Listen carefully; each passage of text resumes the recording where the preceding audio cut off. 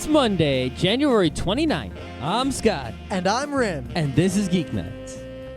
Tonight we teach you how removable media formats work. Let's do this. Man, work just keeps getting more and more surreal.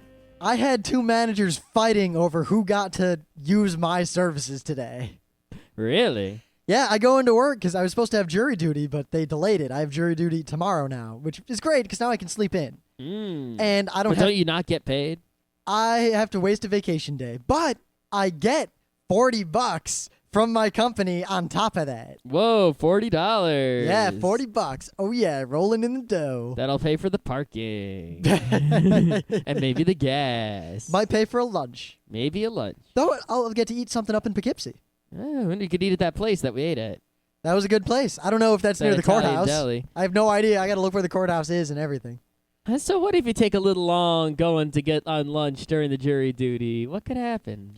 I just hope. What would happen if you went to jury duty and, like, you went to lunch and they told you could and you just came back a little late? What would they do to you?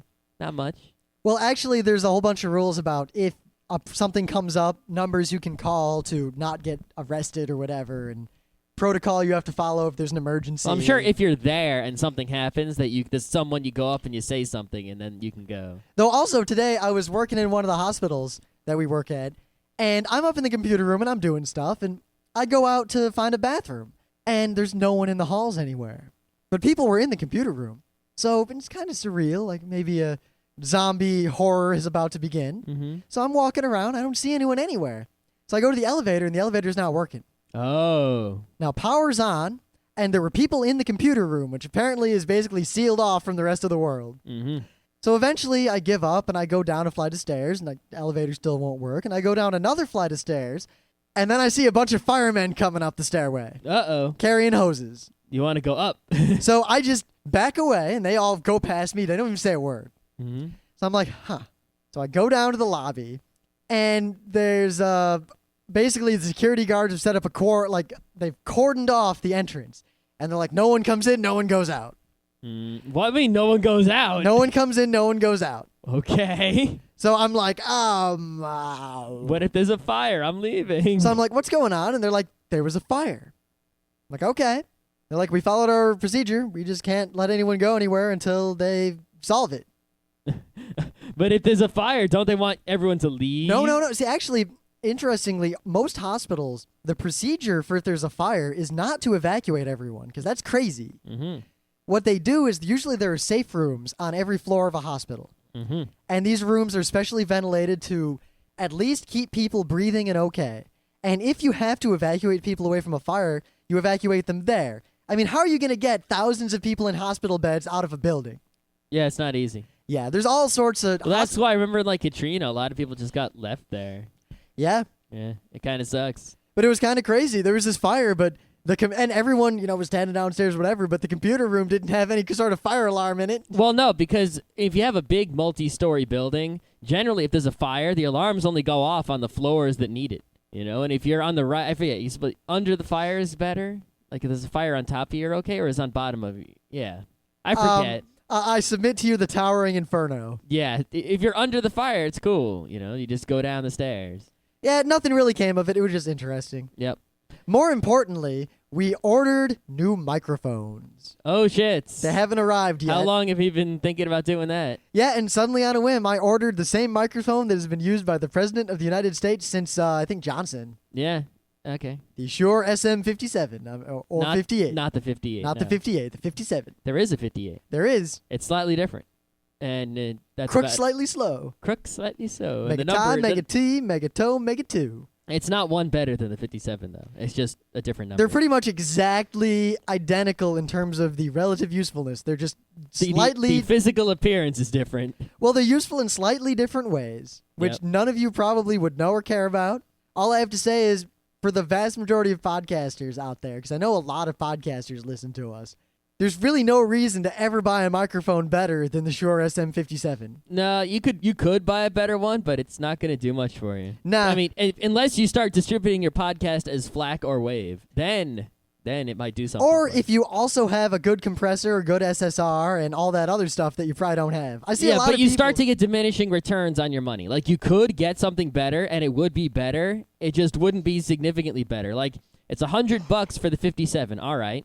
You could do better with a $200 microphone, but it wouldn't be twice as good as the $100 microphone. It would be like 10% better. Plus, how many people have we seen who have, like the same kind of mixer we have, and they have fancy condenser microphones plugged into it that were a lot of money, but they don't have a compressor or any sort of signal thing in the way. It's just, Or we see people who have more fancy equipment than we do. Fancier microphones, fancier pop filters, lots of compressors, and a big-ass mixer, and it sounds shittier because they don't know what the fuck they're doing. Yeah, there's one podcast in particular. Yeah. Knowing what you're doing is far more important than spending money. And there is a point at which spending money is diminishing returns unless you distribute your podcast on fully mastered super audio CDs. Maybe that should be our next extra. Sounds good to me. Yeah. Meanwhile, on Thursday, I'm finally going to interview for some jobs. Oh, really? Yeah. And you know what? I don't think I'm going to tell my work. I think they're just going to think I'm working that day.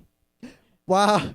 It's like I'm working a job, and I'm going to interview for other jobs while working the current job. So your job's basically paying you to That's look the for a kind of better stuff job. that like you see on TV and you think is crazy. That's the kind of thing George Costanza would do. Exactly the kind of thing George Costanza would do. See, now what you got to do, and I think this is brilliant. Let's say... See, I would go to my work in the city that day and just tell them I have like something to do in the city, and then in the afternoon go to the interviews. But I'd walk in there wearing all fancy clothes, and they'd be like, "Hey, what are y'all dressed up for?" You know what you should say? Looking for a better job than this one? You should say, a date. I have a date. During the day? Yeah. All right. Or a friend is in town from Hong Kong. I haven't seen her in 6 years. You're really not good at this whole making up an excuse thing. Because it's much better to just not say anything than to lie. If you don't say anything, then you don't have anything to cover up. Now, here's my brilliant plan. Let's say you get a new job.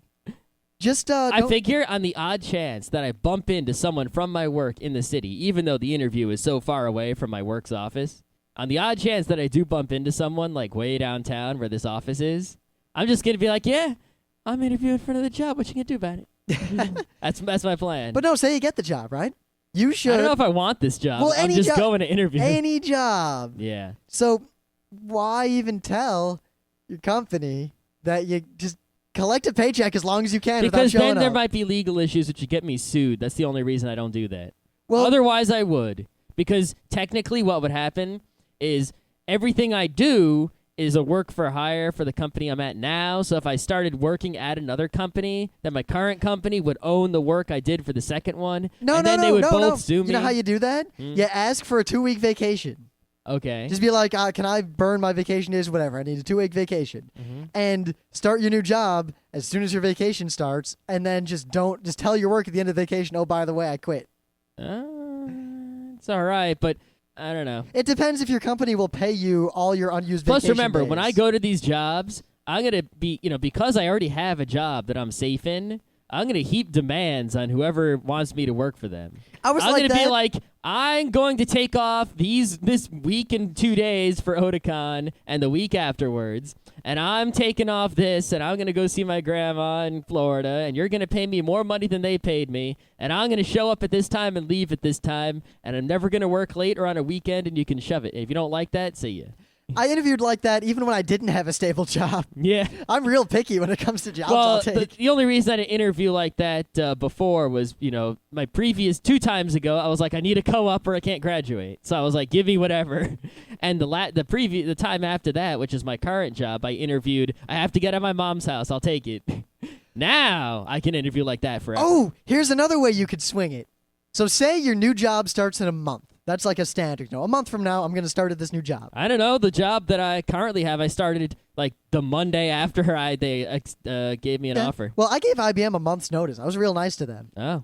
But anyway, so let's say the job starts in a month. Even swing it. Like, I'd like to start the first of next month. Mm-hmm. Just stop showing up to your normal job and don't have a job and just collect money until they fire you and then start the new job. And if you and then have a bet, have a pool. If you make it the whole month, without getting caught, just quit.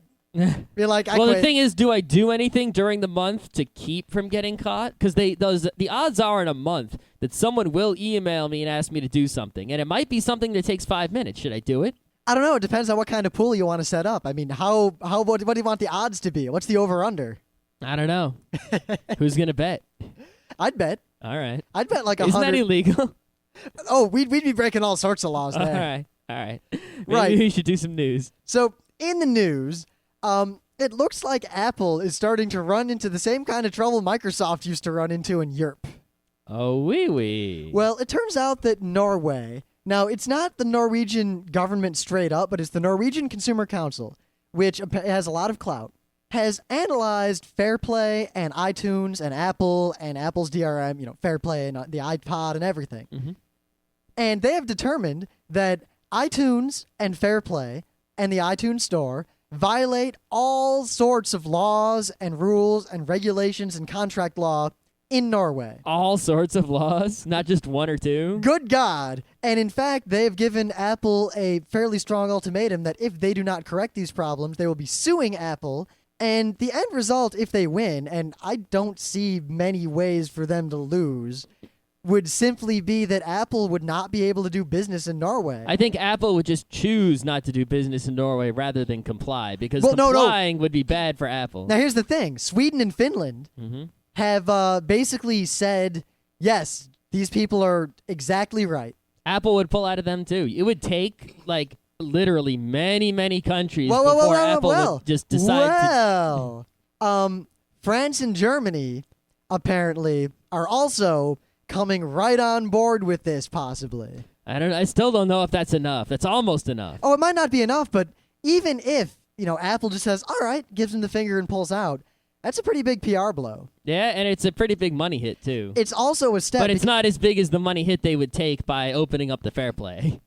That's the thing. It's like basically because Apple chose to be assholes and use this DRM, now they're stuck in a situation where, okay, we can either give up, $1 bajillion now or give up $2 bajillion.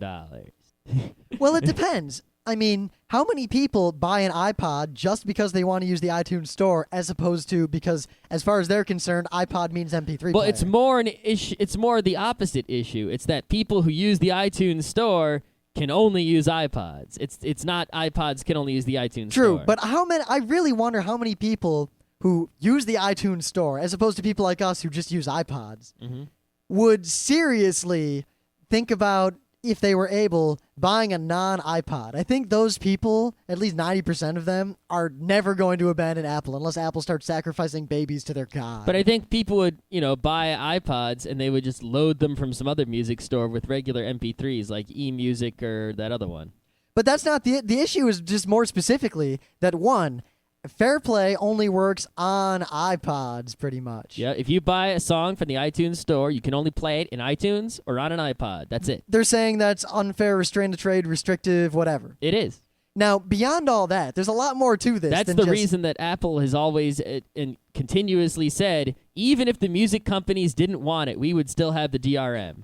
Because they don't want you buying songs from the Apple iTunes Music Store Yep. and then playing them on your Zune or your cheap-ass $5 Hong Kong MP3 player. Yeah, I guess everyone has to remember that as much as you like Apple or any company like that, like Nintendo is not your friend. No, they're Nintendo not. wants your money. They might do nice things to you to get your money from you, but in the end, their sole purpose is to get money out of your pocket. And sometimes they do things that you like, and therefore you say, okay, you did something I like, you could have my money. And sometimes they do things you don't like, so you say, no, you cannot have my money this time. Well, apparently the problems stem not just from Fairplay, but from the iTunes end-user license agreement in total. Ah. Now, the very interesting thing is that almost every argument they made against this EULA is equally valid against almost every software EULA end-user license agreement. That thing you click OK on without reading whenever you the buy thing software. that says, I agree, I do not agree when you install software, that thing.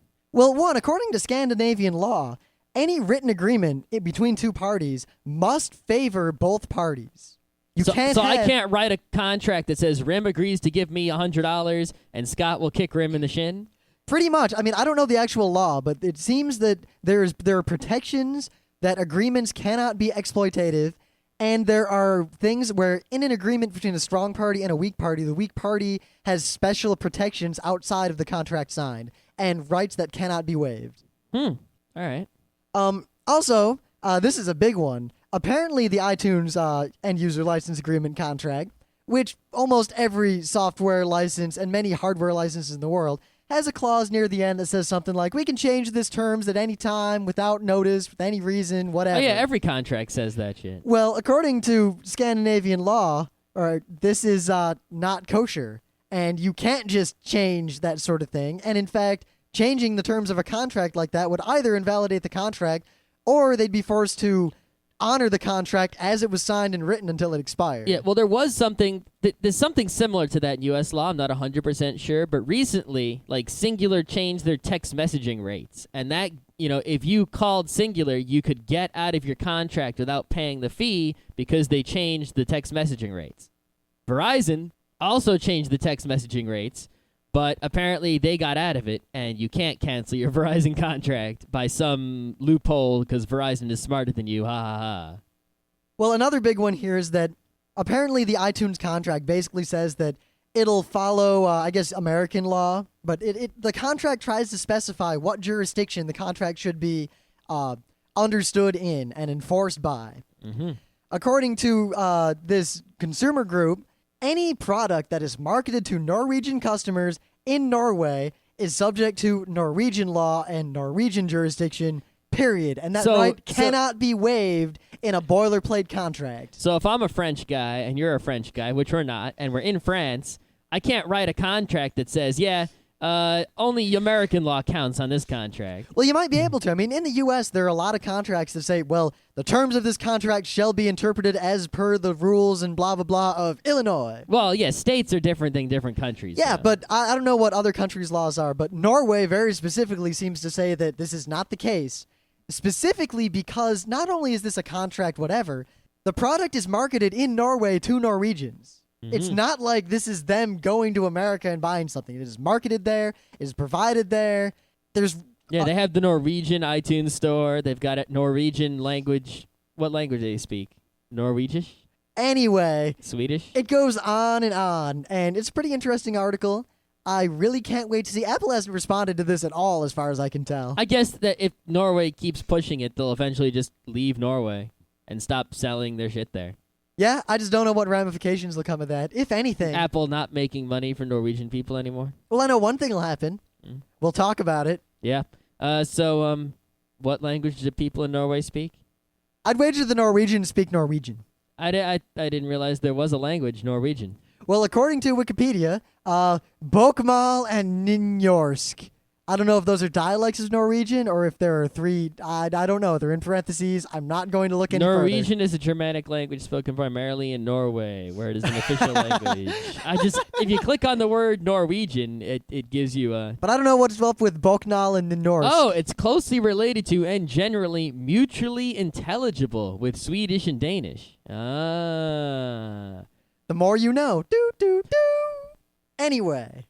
So one problem I've always had, I don't know about you, when getting people to try out Linux, is that they can't fucking install it. And now, it's not that they can't install it. It's that they can't, get a CD. They don't know how to download an ISO, burn a CD, and boot the CD. If you can get them to do those three things, then installing it and playing around on the live CD is no problem. Well, it doesn't help that in Windows, you can't just burn an ISO. You need special software, even though it's built into Windows. There's an ISO burner built into Windows. You can use an MSI to unlock it, and then you can just right-click on an ISO and say burn. Yep. Anyway, that's one of Rim's pet peeves. I have a few pet peeves. Yes. So anyway, this is one thing that someone finally thought up, and that is to make a Windows program that installs Linux. What'd you say?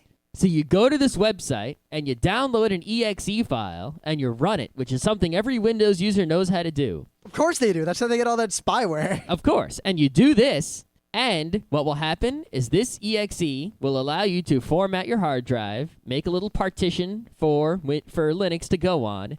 It'll install Linux to the partition, And when you reboot the computer, Grub will be there, and the whole thing is a go.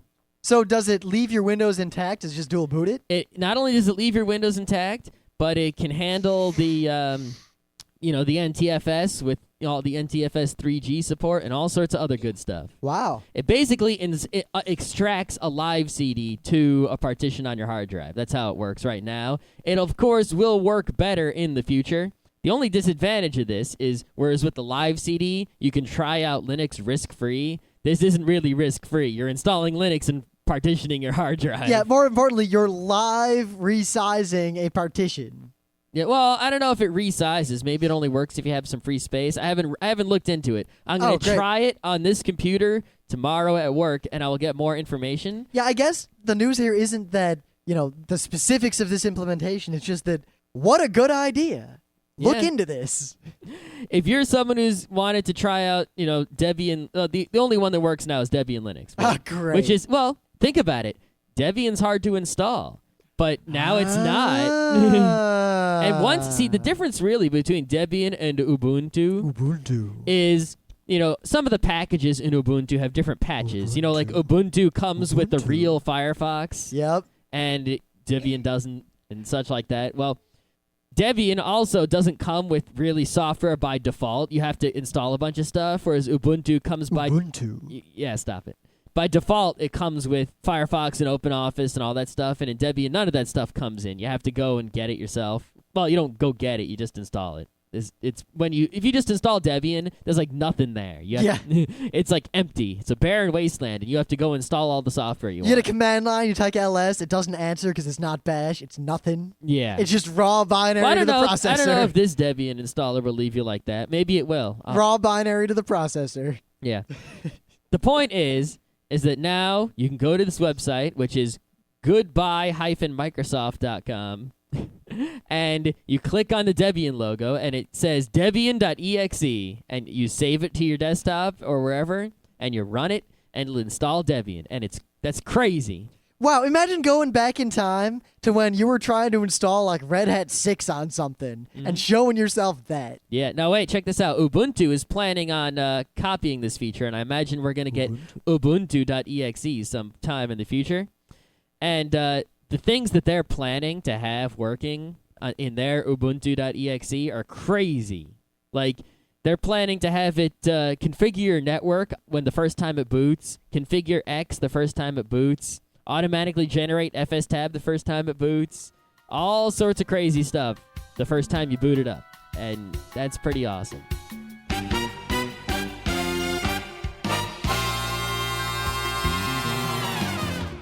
Things of the day.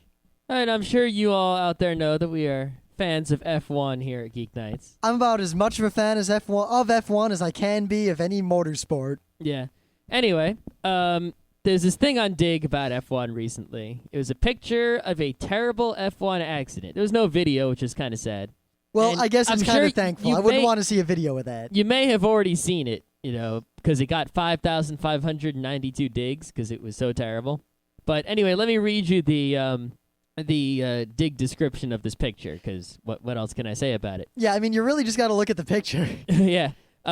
Excessive downforce during a shunt led to damage of key suspension, resulting in going off, leaving horrific wreck. Now, that doesn't sound like much, does it? But according to the prof, getting help was no longer possible. When you see the picture, you realize what that was all about. That's a very clinical discussion of something breathtaking, to put it lightly. Yeah, so if you like to look at accidents, you really need to see this picture. However, there's a reason it got over 5,000 digs. I would consider it possibly not safe for work, especially if you're a little squeamish. You might not want to look at this.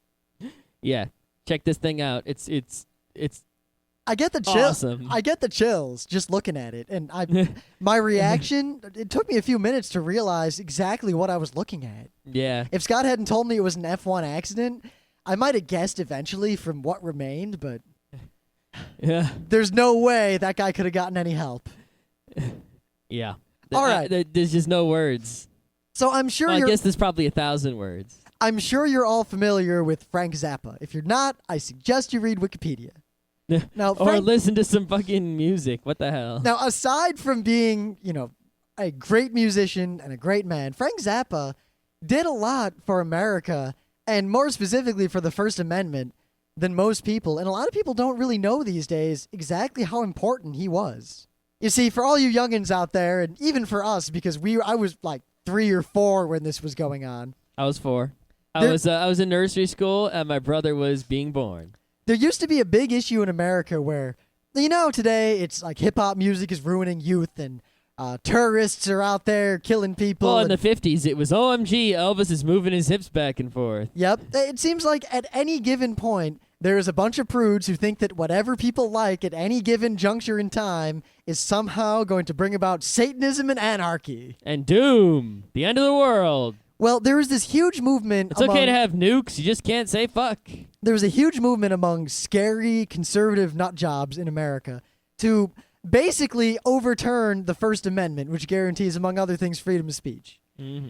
And this led to, among other things, Congress basically sitting down and having hearings to try to figure out how to censor things in rock and roll music and radio and television and literature that were somehow damaging to America or dangerous. And of all the people, Frank Zappa really came through here. Not only did he testify before Congress multiple times at length, and not only, if you can ever get transcripts or read anything about Frank Zappa testifying before the Senate, he, to put it in modern terms, punned them. Frank Zappa, I don't know what you think of musicians. Frank Zappa is a very intelligent man. He's a very upstanding man. He's a wonderful man. He's one of my heroes. He's not quite on the par of that Canadian guy. Nah. But he's a really great guy. Yep. And he put the Senate in its place. And while that was awesome, there is a video of another incident where he put some people in their places, which is my thing of the day. Yes, he was on Crossfire. CNN Crossfire, which is a show that I believe still exists, right? Yeah. Now, it was 4 people. 3 other people, I forget their names, and I don't care. Robert Novak, it was one of them. He's important. Yeah, well, He's a famous guy. There was that Washington whatever guy. Yeah. God. Anyway, it's even if you don't care about the free speech issue, just watch this to see what CNN Crossfire looked like in 1986. Yeah. Wow. Now, I'll start by saying that I agree with every single thing that Frank Zappa said.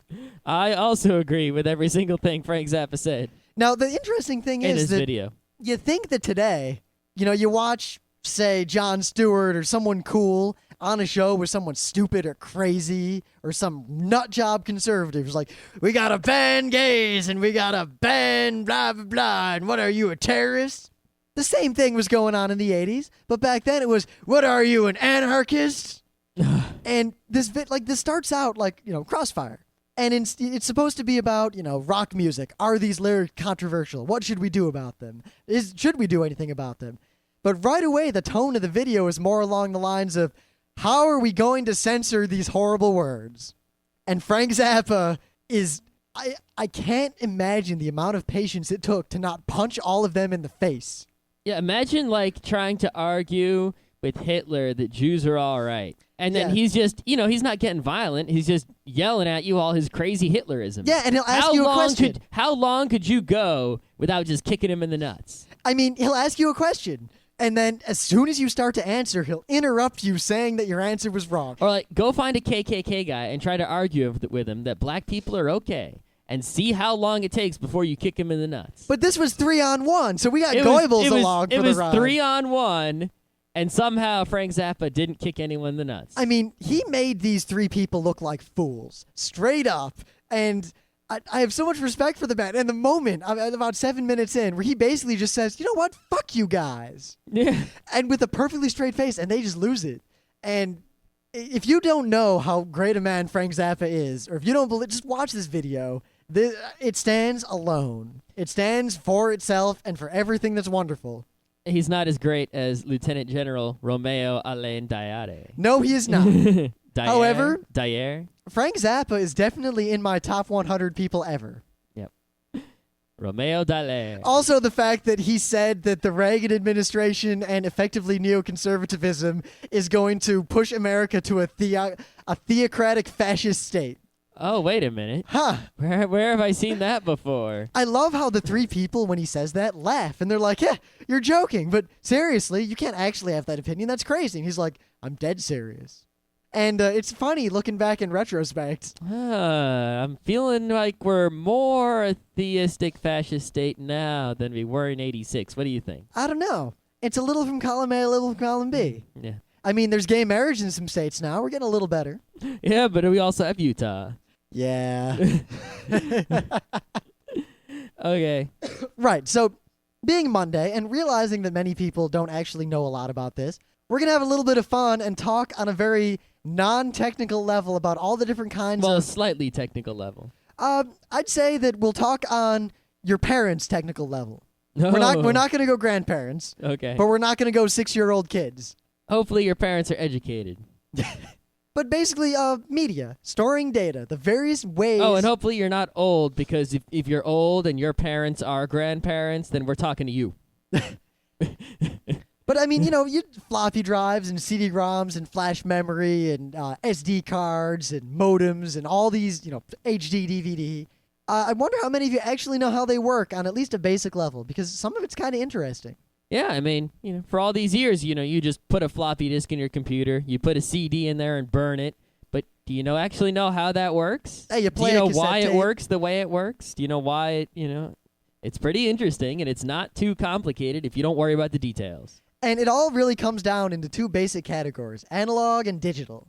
Mm-hmm. We don't need to go into great detail. In fact, we talked about that at length in one of our older How Computers Work shows. Yep. But basically, you can break down all kinds of storing data into these two categories. Digital means you turn it into ones and zeros. That's it. Ones and zeros. You quantify or quantize things into a form where ones and zeros and some sort of data structure can describe it as well as you would ever want to describe it. Mm-hmm. And analog data is a more fuzzy set of, like say digital is 0 and 1. Analog is any value between 0 and 1. Yep. However, that doesn't mean that analog has perfect resolution or that digital skips steps, because you can make digital that skips steps so small that there's no way a human could tell. And you can make analog that skips so many steps you couldn't even recognize a song in that format. Mm-hmm. There's a fallacy out there among a lot of very audiophile golden ear types that old analog media for audio is somehow superior, when in fact it's vastly inferior. It is incredibly inferior. I mean, it's true that a vinyl record does sound different from a CD, and you might prefer the sound of a vinyl record to the sound of a CD. That's preference. That's fine. But there is no arguing that the quality, the numerical quality, the quantifiable quality of the audio that is on a compact disc is beyond compare when it comes to at least a vinyl record. You need a super audio CD or a WAV file to beat a CD. It's pretty tough. So analog media, I mean, what analog media do people even use nowadays? I mean, no one uses cassette tapes anymore, really. No, someone might use a vinyl record if they're a DJ.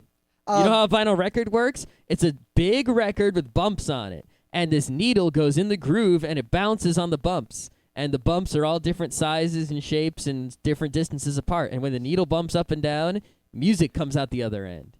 Yeah, well, it also kind of bumps left and right. Yep. We're not going to go into detail, but suffice to say, actually, the way records work and the way they make them sound the way they do is very interesting. I mean, you actually have to apply a crazy, crazy equalization filter to anything you put on a record. Otherwise, anytime there was a bass beat, it would throw the needle out of the grooves. Yep. And high-frequency stuff wouldn't even register because you couldn't make grooves that small. Yep. I mean, if you take the needle doesn't move around that much, If you just take it and, poke it with your finger, all sorts of crazy noises come out. The record has to very subtly and accurately move the needle in the correct way with the correct amount of force to get the right sounds to come out. Yep. Now, cassette tapes are very simple. You just take a magnetic field and you impart that you make the magnetic field manipulate the tape. Yeah, basically, if you take a plastic tape and you put, iron, ferro, whatnot, magnetic... Cruft in it. Yeah, you put it on both sides, just it's magnetic paint, basically. It's just iron paint, and you put it on both sides. Well, they it's don't not really iron paint. Well, but no, it's not really both sides. I mean, when you talk about the two sides oh, of a well, cassette yeah. tape, If it's a cassette tape, it's one side, basically. I mean, cassette tapes have two sides, but it's the really sides, the left side and the right side, Yeah. and not the top and the bottom. That's a cassette tape. But anyway. Other things that use the same mechanism do use both sides. But now you have this tape, and you have basically this magnetic head that can magnetize and demagnetize the tape in different positions. So, let's say you have a spot on the tape, you magnetize it, it stays magnetized unless, of course, another magnet comes along and screws it up. So it's basically, when you want to read the tape, it goes down the tape, and it's magnetized, not magnetized. It's kind of like not magnetized. the magnetic equivalent of the grooves on a record. You're making a magnetic field that changes in relation to the audio out there. Mm-hmm. That magnetic field is being created in space, and there's a tape moving through that space. So the magnetic field that's moving in space changes the magnetic properties of the tape as it goes by. Then you can use a device that will read those magnetic fluctuations back from the tape. So instead of physical bumps moving a needle up and down, this magnetic field that's on the tape moves a magnet around. And when that magnet moves, music comes out. Essentially. Now, of course, it's a lot more complicated than that. You actually, if you just tried to do that, I mean, way back, people realized this would work a long time ago. But they couldn't make anything intelligible come out. Because it turned out that if you just did that with a magnet, due to various things that we're not going to get into, what you would get when you played it back was garbage. And you had to do special things to the tape before you recorded audio to it. And you had to make the audio look a certain way to make the stuff come back. Yeah, that's why tapes weren't the best quality. Yeah. And you would go to the store, and you get, like, these hi-fi tapes, and they had DAT tapes, and all sorts of crazy shit. DAT is digital. DAT is digital, but, what I'm Totally saying. different. It's still magnetic. It is. Yeah. And just real quick, a lot of people seem to think that cassette tapes and VCR, VHS tapes, basically work the same way. And all I'm going to tell you is that not really. I mean, on a fundamental level, yes. But if you have time, go to like How Stuff Works and look at how a VHS VCR actually reads a tape. It's not the way you think. No. I mean, it's the same kind of principle of you have a tape that's magnetized in different amounts on different spots on the tape. Yep. But because it's a video with audio. That's a lot of data. That's a lot of data. How do you get so much data into such a small amount of tape? I mean, back in the day, they would use big reels of magnetic tape to put stuff on. Yeah. Now you're using this little tiny VCR video cassette. It's not even an inch wide. And it's holding a whole movie. I mean, when you download a movie from the internet, it's might even be a gigabyte. Who knows? It's hundreds of megabytes at the least. Yep. For like a half hour. And think, it's not even an inch wide, and it doesn't move that fast. So how do you get that much data out of a piece of poorly magnetic tape that's moving relatively slowly? Because you have to get all the data for a given frame at the same time, or it's useless. Yep. And it's so I guess thick. you could buffer it up, but they didn't have the memory back then to buffer it up. If they had that, they wouldn't need VHS tapes. The answer is essentially that they actually stored the data at a really wide, like at an angle. And it's kind of cool. It's pretty tricky, the way they did that. Yeah. I mean, while old technology seems old and archaic, the limitations people had to work with, even as recently as the 90s with a lot of this stuff, forced a lot of really innovative solutions. And I'd say that a lot of old technology, at least from this perspective here, is a lot more interesting than modern technology. It is more interesting because nowadays it's like, okay, we have a hard drive. Well, what can we do? I know, let's make the hard drive bigger. Oh, look, we found a way to make it bigger. Instead of, we haven't found a way to make it bigger, we're going to have to pull some tricks in order to make it bigger. Yeah, plus now... to get more out of what we've already got. And that's why hacks are always interesting, because hacking is all about getting more from what you've already got as opposed to just getting more. Yep, because now, especially with digital media, you can almost always make up for any other deficiency with more processing power or more data manipulation or buffering or something like that. Those weren't options back in the day. It's a lot more impressive when a guy takes, like a piece of shit Chevy, like, Cavalier that was $5,000 and makes it 500 horsepower than when a guy just gets a lot of money and buys a Ferrari. That's a good way to put it. Yeah. But enough analog, because I don't want to get into things like FM radio, but... Mm-hmm. Well, actually, this is one more thing I want to say about tapes, is that tapes are not just used for audio. Tapes are used for computers. Yes. In fact, there was a thing for the Atari where you could record games to audio cassette tape. Well, I mean, all Apple computers, pretty much any computer you had, any personal computer, after the Altair, when they actually made personal computers that we'd have in your house, they didn't have cartridges, they didn't have floppy disks, they had cassettes. You would take a cassette tape, put it in a cassette deck, it would basically play it, and it would play into your computer, and that would load software from the cassette tape into the computer. And it basically worked. Have you ever used a modem, a dial-up modem? You hear it making all these noises like... That's the sound of digital data being sent out audio-wise. Well, it's digital data being sent in effectively an analog medium. Yes. So if you just record, let's say you put, because modems, it is a little secret. If you ever noticed back in the day, a lot of Packard Bell computers and other shitty computers, the modem and the sound card would be the same thing.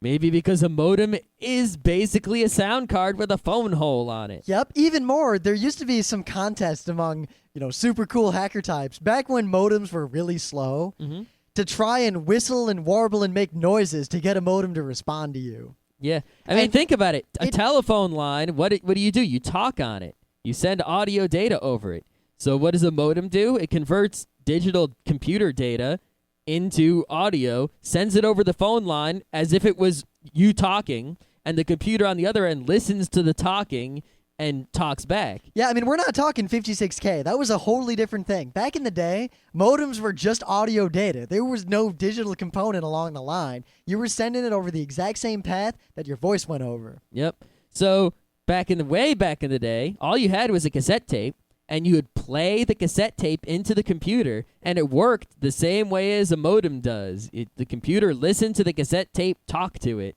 and that was the data. The cassette tape would basically go 1010.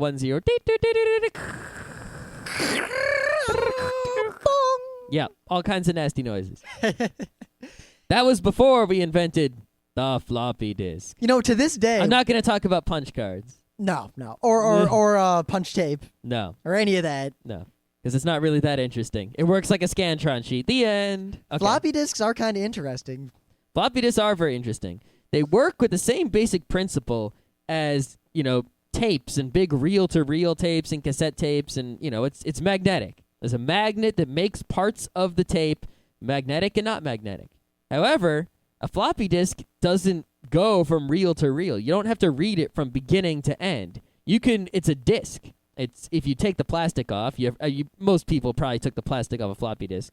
It's a big magnetic disk, and you can read either the part that's close to the middle or close to the edge, and it spins around.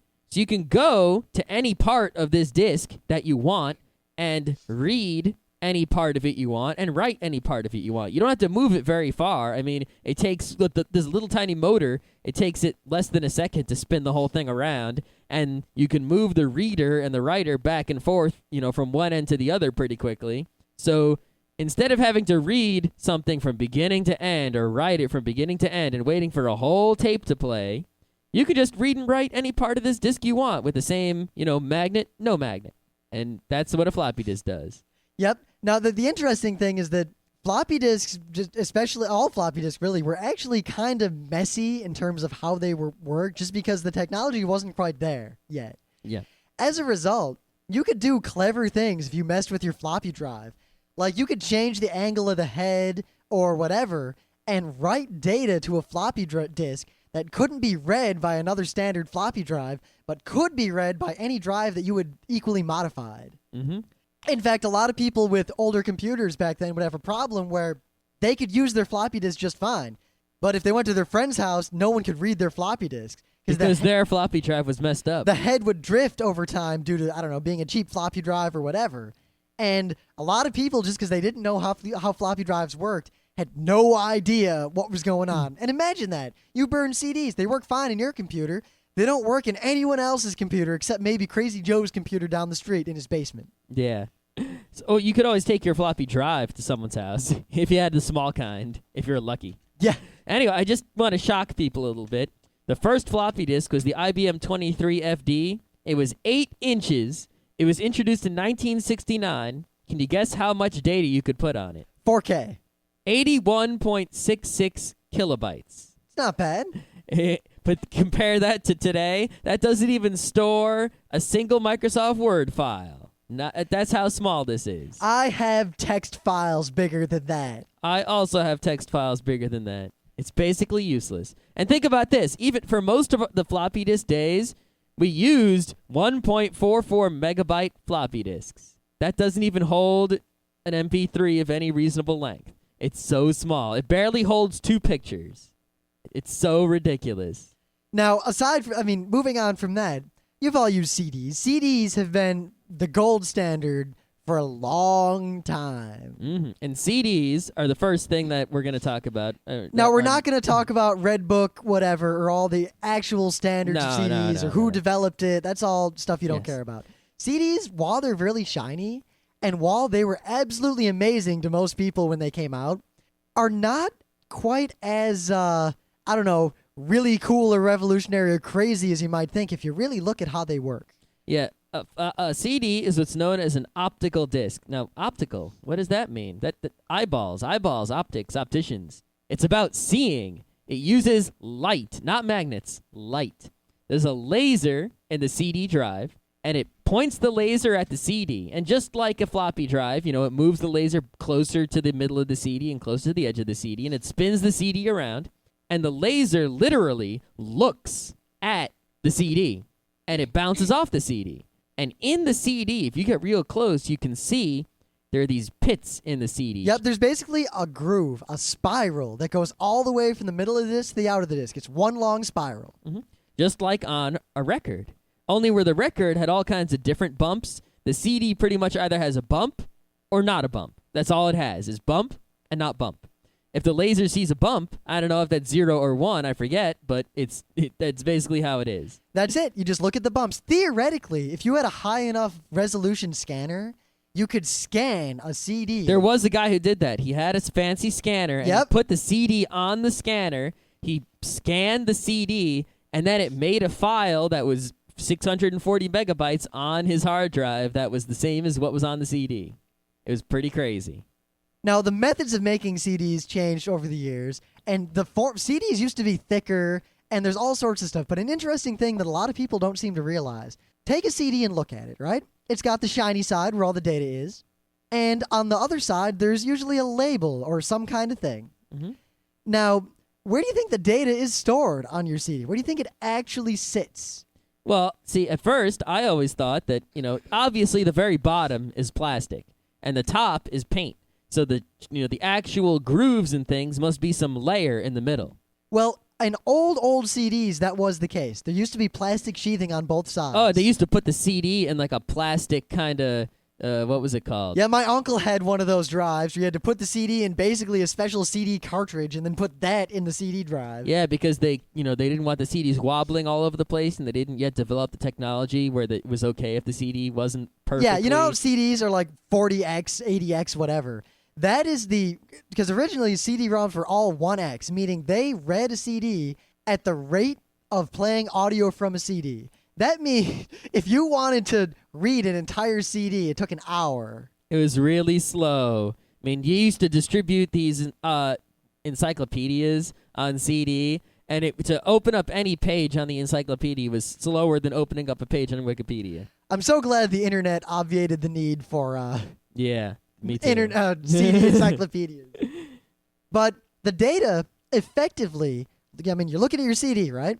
The data is just on the other side of that label. And if you scratch some of the label off, you're going to ruin that CD. Yep. Meanwhile, if you scratch the shiny side, all you have to do is buff the whole thing down evenly, and the data's still there, and it's fine, and you can read it. Yeah, of course, buffing CDs is always proved to be painful and usually doesn't work unless you do it really professionally. Yes. All those, Dr. CD Fixer things are a bunch of crap. I mean, they can work in some situations, but, in general... The only time I tried to use one of those is my friend gave me a copy of Final Fantasy VII for the PC, and at one of the FMVs, it was a scratch in the bottom of the CD, so there was no way to continue with the game. Yep. Because think about it. If there's a scratch in the CD... the laser is looking at the CD. If there's a scratch, it doesn't see the right thing, and that's why it screws up. Now, you might be thinking, I have a lot of CDs, and a lot of them are scratched to hell, but yet they still play. Well, one, Holding CDs is not a difficult skill. To this day, I cringe when I see people handle DVDs and CDs and any kind of medium like this wrong. If you're going to lay it on a table, lay it with the label down so you're not scratching the good bit. The dust isn't going to hurt it. Mm-hmm. If you're going to pick it up, put a finger in the hole, put a finger on the edge, and don't touch the shiny part or drop it like I just did. Yeah, you should not touch the bottom of a CD because if there's smudges on it, it's really hard for the laser to see the dots. And if you have a DVD and you're watching it and you're done with it, don't just leave it laying on the floor. Good God, put it back in this DVD case. I can't even as a kid, I remember that all my friends' CDs would be scratched to utter fucking hell. Mm-hmm. And my CDs were, one CD ever got scratched, and that's because the CD case broke and it bounced around in there for a day. And I was mortified, and I rebought the CD. Whoa. Yeah. But anyway, how come it still reads that data? Well, yeah, because, sometimes it gets scratched and it's game over. But sometimes it gets scratched and it's like, oh, it's still good. It's still good. Well, CD was such a robust standard that they thought so far ahead. They knew that you're probably going to scratch your CDs. And normally, any scratch anywhere on something like this, any single bit being wrong, basically makes the whole thing useless. Mm-hmm. Well, all the bits on the CD aren't used to hold your data. In fact, a lot of the bits are used purely as redundancy. There's a lot of redundancy built into CDs, so that if you scratch it, the laser can get the data elsewhere, or based on the data around it, you can recreate the data that's missing. Yep. Wasn't as much of an issue for audio CDs because you're basically recreating an analog sound. So if you play an audio CD and there's a scratch, a good CD player will just skip it or interpolate what it thinks the noise would have been in that microsecond and just kind of make a staticky noise. Mm-hmm. And with digital data, there's just all this redundancy. Now, people trying to put DRM on CDs tried to put stuff in there instead, and all that did was make CDs that break the moment you look at them. Yeah.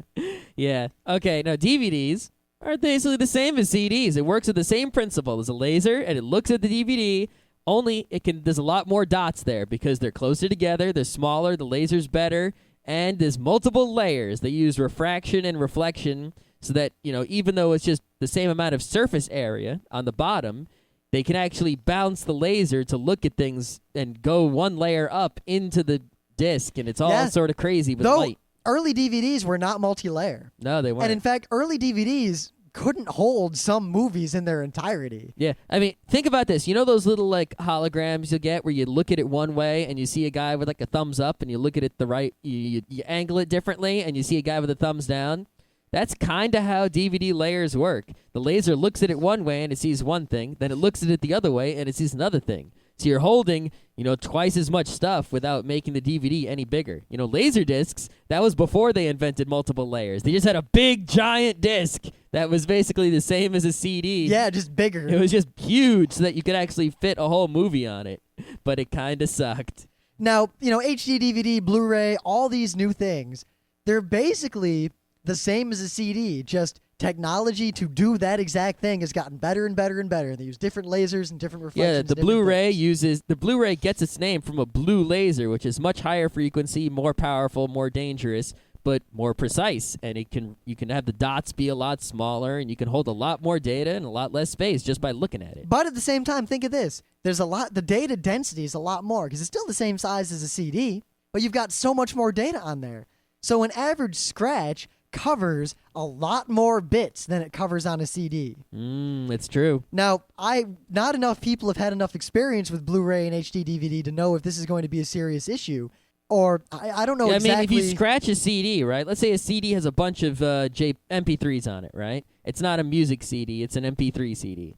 One scratch might kill one MP3, right? Maybe two, if it's a normal scratch. Say a fingernail scratch. If you have a Blu-ray disc, let's say you fill the whole thing with MP3s. Now, there's a lot more MP3s there. And one scratch, that's the same size, might lose the same percentage. But that percentage is, 1% of 10 MP3s is not so many. 1% of a billion MP3s is a lot more. One of the last things I want to tell you is how a CD burns. A CD from a factory, they do it with a special machine, and they do it really well. God, I have an audio textbook from the 90s, and it shows how they used to make CDs. Talk about clean room scary. Good God. Yeah. Nowadays, you burn CDs with your CDR. Now, how does that work? I mean, it's hard to put bumps in something when there's plastic in the way. Yeah, contrary to popular belief, you're not burning little pits into the CD. No, that would be too professional. But think of this. When you read a CD, it basically the light comes back or the light doesn't come back if there's a pit. It comes back differently. Yeah, if there's a pit or not a pit. Mm-hmm. So the reason the bottom of a CDR is blue is or red or black or green or whatever. Or whatever color they put at the bottom of the CDR, but usually it's sort of this bluish purple. It's because there's ink in there. And there's a different kind of laser. It's not really different, but they use the laser in a different way, and they hold it there for longer. And it points at the bottom of the CD, and when the laser hits this special ink in a special way, it burns the ink, and the ink changes color. So you can put dots in the bottom of a CDR by burning this ink, thus writing data to a CD that can then later be read by any other CD drive. So instead of reading pits and non-pits, it's reading dark spots and non-dark spots. Yep. Now, we could go on, and we would, except that we've already gone for pretty long as this show goes. Yeah, we didn't talk about Flash. You'll have to find that out on your own. Or all sorts of things. Or wait for another show. Like magneto-optical, which is really kind of cool. Yeah, or we didn't even talk about hard drives, but hard drives are basically just better magnets. Yep. So I guess if some of our analogies weren't exactly perfect, we really, really tried to not be technical and to explain things in easy-to-understand terms. Yeah, so don't tell us, oh, no, you got it wrong. Like, technically, a CD would be a better metaphor of a blah, because we know, we're perfectly aware, we're trying to make this a little bit accessible. Yes. And two, if you thought that was cool, let us know. We could either go into much more depth on any or all of those topics, the ones we just talked about, or we could do another show and talk about all the other things, like Flash and magneto-optical and CDRW, which is kind of cool, actually. And that Rosetta thing. Yeah. Yeah. But, if you want to find more information on your own, you can go to howstuffworks.com or Wikipedia. Yes, actually, howstuffworks.com is pretty fantastic, I must say. Yeah, at howstuffworks.com, you can find out basically how any part of your computer works. Or your car. I remember way back, I didn't actually know how an automatic transmission worked. So Planetary gears. I watched an animation on How Stuff Works, and I was like, oh, that's kind of cool. Planetary gears for the win. All right. Yeah. I think the show's over. I think it is.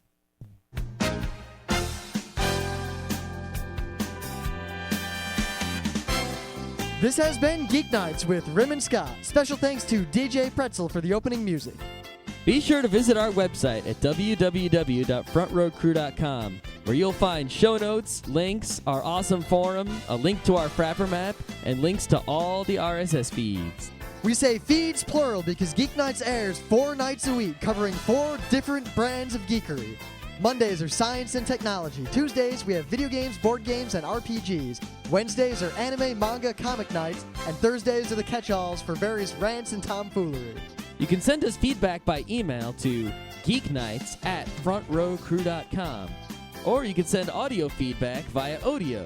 Just click the link that says Send Me an Odeo on the right side of our website. If you like what you hear, you can catch the last 100 episodes in iTunes or in your favorite podcatcher. For the complete archives, visit the website, which has everything. Geeknights is distributed under a Creative Commons Attribution Non-Commercial Share-alike 2.5 license. This means you can do whatever you want with it as long as you give us credit, don't make money, and share it in kind. Geeknights is recorded live with no studio and no audience. But unlike those other late shows, it's actually recorded at night.